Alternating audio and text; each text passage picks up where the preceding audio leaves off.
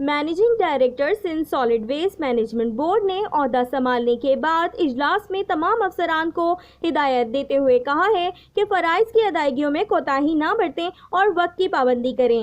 انہوں نے مزید کہا کہ شہریوں کو صفائی ستھرائی اور عوامی شکایات کے ازالے کے لیے افسران ٹیم کی طرح کام کریں۔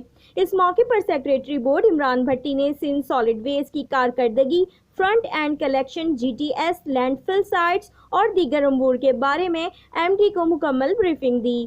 ایم ڈی سالڈ ویسٹ نے کہا کہ تمام کانٹریکٹرز کو پابند کریں کہ وہ علاقے سے بروقت کچرا اٹھانے اور جی ٹی ایس کو کلیئر کرنے کا کام یقینی بنائیں۔